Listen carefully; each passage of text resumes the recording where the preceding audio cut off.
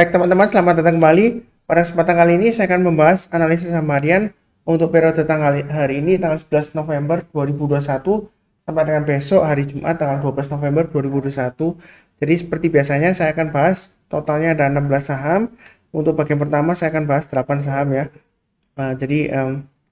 Sebelumnya saya ingatkan untuk yang belum daftar untuk event Market Outlook ya. Silakan daftar, linknya ada di video deskripsi di bawah ini. Dan mengenai penjelasannya event apa itu bisa cek video yang kemarin ya, seperti itu ya. Jadi saya nggak bahas lagi. Yang berminat silakan daftar ya. Jadi kalau ingin ketemu saya langsung bisa daftar nanti onsite tanggal Sabtu ini ya, tanggal 13 November 2021. Jadi saya mulai langsung ya. Pertama adalah mengenai saham BBRI ya. Jadi BBRI ini dia sepertinya kok loyo Pak Sunar hari ini 4280 ke atas sudah naik, kemudian kok sepertinya masih belum naik ke atas ya. Sebenarnya sih saya sudah sebutkan untuk BBRI ya, selama dia bertahan di atas 4190 sebenarnya dia masih ada peluang untuk breakout lagi ke atas 4460 ya dalam jangka menengah ya. Jadi sejauh ini yang sudah punya pasang aja trailing stopnya atau stop lossnya di 4190 dan 4110 ya, itu untuk BBRI ya. Yang belum punya sebenarnya area sekarang itu adalah kesempatan untuk buy on weakness ya. Jadi buy-nya bertahap aja. Saya sudah sebutkan ya. Dia kan sudah berhasil rebound ke atas 4190 ya. Walaupun dia nggak nyentuh ke bawah, tapi dia sudah berusaha naik ke atas 4280 ya. Mau buy sekarang boleh, buy-nya bertahap. Naik ke atas 4360 tambah lagi, naik ke atas 4460 dia breakout ya. Boleh tambah lagi. Target price-nya adalah 4660 dan 4780. Jadi itu untuk BBRI ya. Kurang lebih cukup ya, singkat aja sudah saya bahas sebelumnya. Oke, berikutnya untuk NATO. NATO juga saya sudah bahas ya di analisa saham harian, sering banget malah saya ya, ingat-ingat saya. Ini memang pembelian asing dia masih agresif buy ya. Kalau kita lihat di sini harganya memang dia masih konsolidasi di atas ya. Tapi di sini kita lihat uptrendnya masih cukup bagus ya. Yang sudah punya seperti saya sudah sebutkan ya, pasang aja trailing stopnya di 715 dan 695. Yang buy on weakness, saran saya sih tunggu aja di area sekitar 675 ya. Artinya kalau dia koreksi di bawah 675, kalau dia berhasil rebound atau mantul ke atas 675, barusan kita buy. Naik ke atas 695 tambah lagi, naik ke atas 715 tambah lagi dan seterusnya ya. Kemudian yang mau buy sekarang boleh nggak Pak Sunar? Boleh saja, tapi buy-nya jangan terlalu banyak ya. Kita bertahap aja karena ini masih testing area konsolidasi atau sideways di jalur uptrendnya ya. Jadi kalau buy sekarang pasang stop lossnya di 715 dan 695. Kalau mau average up atau tambah lagi, nanti tunggu kalau dia breakout sekalian ke atas ya. Naik ke atas 780, boleh tambah lagi. Naik ke atas 800, boleh tambah lagi ya. Target price berikutnya saya gunakan acuan setiap kelipatan Rp50 ya. Jadi kalau dia berhasil naik ke atas 800, kalau mau tambah lagi mungkin setiap kelipatan Rp10 atau Rp20 ya. Jadi belinya bertahap aja, target berikutnya di 850. Jadi sejauh ini uptrendnya masih cukup bagus. Apakah masih bisa naik ya, sejauh dia berada di atasnya 715, dia masih ada harapan ya, seperti itu ya. Kurang lebih cukup. Berikutnya lagi UNVR. Jadi UNVR bagaimana Pak Sunar? Setelah dia turun dada, kemudian dia breakout naik, ya kan? Kemudian koreksi, kemudian sideways. Kemudian di sini kalau kita lihat ya 4540 ya, sudah tembus ke atas. Sebelumnya untuk Unilever sudah saya sebutkan juga area buy weakness adalah 4710 ya. Kalau dia misalnya sudah berhasil rebound ke atas, kita boleh buy. Tapi kalau masih belum, dia akan terus kecenderungan akan testing lagi area supportnya, garis-garisnya sudah saya berikan ya.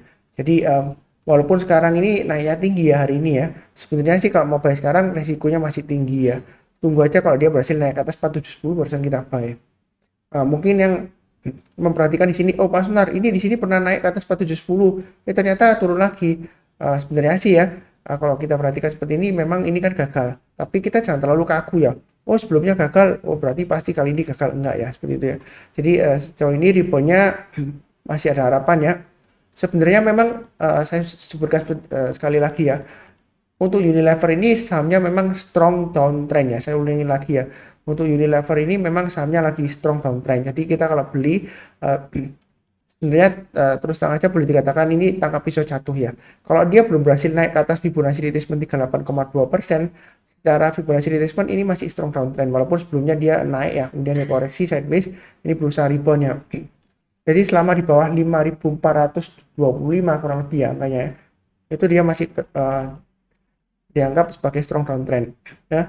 Jadi dia berjuang untuk rebound paling cepat ya. Kalau mau tulis start ya naik ke atas 410 kita buy, naik ke atas 4.900 tambah lagi dan seterusnya.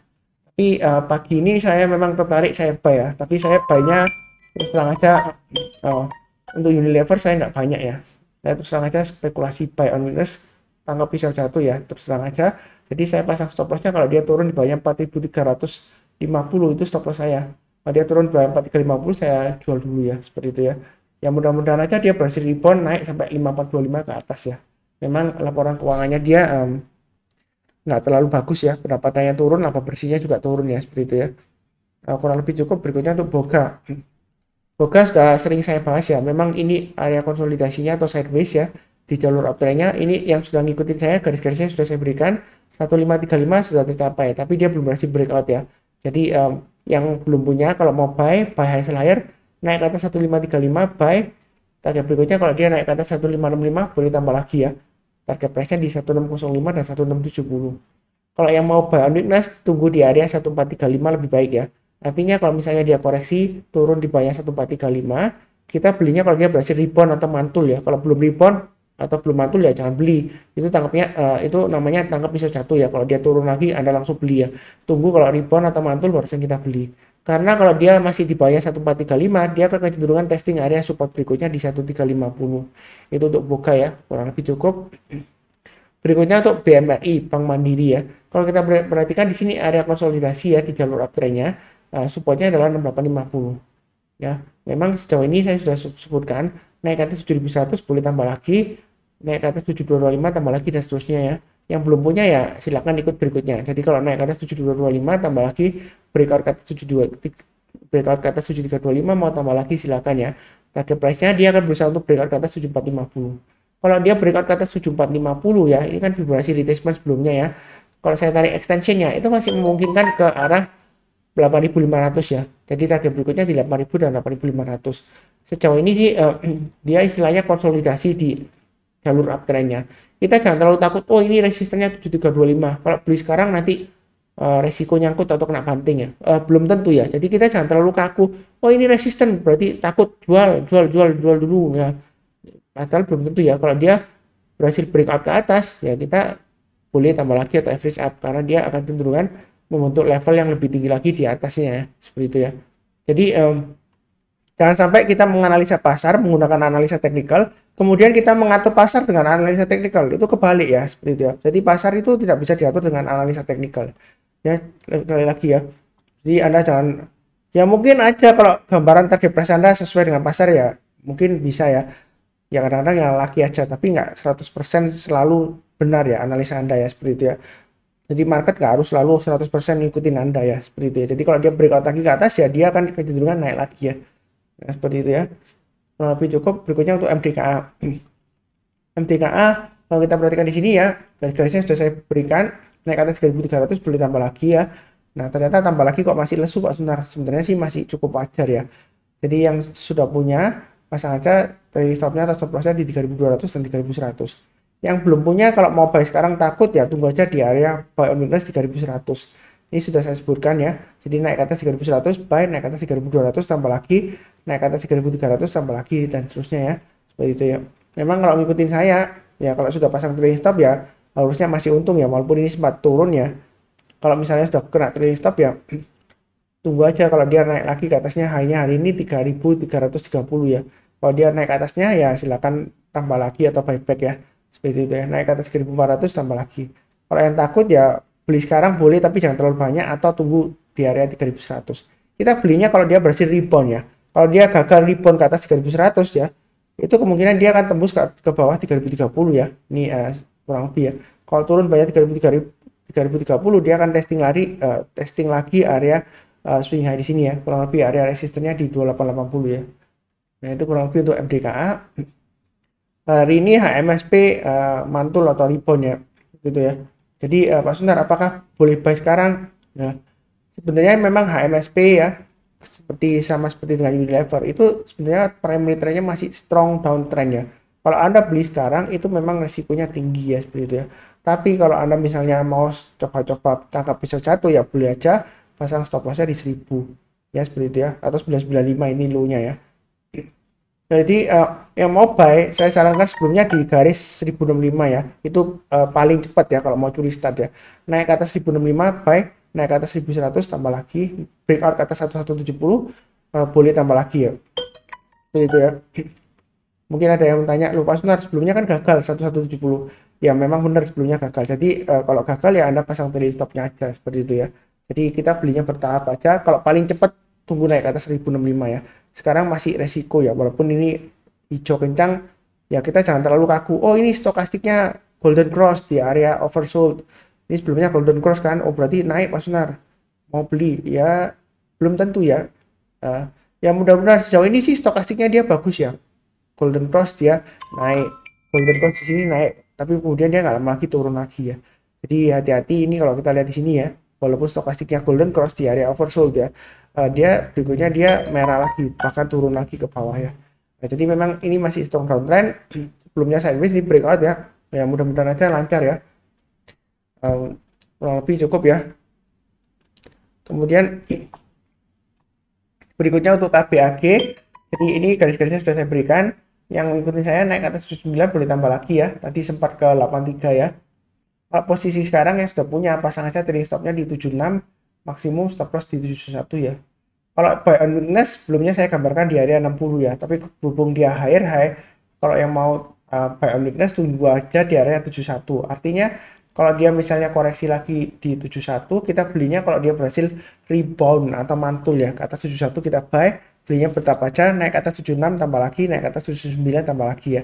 Kalau dia berhasil breakout ke atas 83, yang berani buy high sell higher atau yang ngambil resiko tinggi berani ya silakan. Targetnya masih bisa naik ke 90 ya. Berikutnya lagi ya kita acuan seperti kelipatan 10 rupiah ya. Jadi berikutnya lagi 100 ya. Saya nggak tahu apakah ada aksi korporasi atau enggak, silakan baca beritanya ya. Untuk KBAG terus terang saya nggak ngikuti beritanya ya. Kurang lebih seperti itu ya, cukup ya. Sebentar saya hitung dulu, 3, 4, 5, 6, 7, 8. Ya ini sudah 8 saham ya, sudah saya bahas ya. Untuk bagian pertama, nanti bersambung ke bagian kedua. Jangan lupa yang ingin tahu saham-saham yang potensial untuk tahun 2022, silakan ikut Market Outlook ya, hari Sabtu ya. Ini ada dua tempat, jadi satu itu on-site, jadi ketemu langsung dengan saya ya, di tempat yang sudah saya sebutkan di Surabaya. Linknya nanti ada di video deskripsi di bawah ini ya untuk registrasinya. Kemudian atau online lewat Zoom ya, nanti linknya saya bagikan ya. Kurang lebih seperti itu ya, cukup ya. Jangan lupa nonton bagian kedua. Seperti biasanya yang barusan join jangan lupa subscribe, like, kemudian nyalakan lonceng notifikasinya. Kemudian yang paling penting ya, di akhir video saya selalu doakan selalu ya, agar semuanya selalu sehat selalu damai dan sejahtera. Saya percaya bahwa berkatnya akan dimudahkan dan diberi berkat yang berlimpah-limpah ya. Amin. Terima kasih banyak.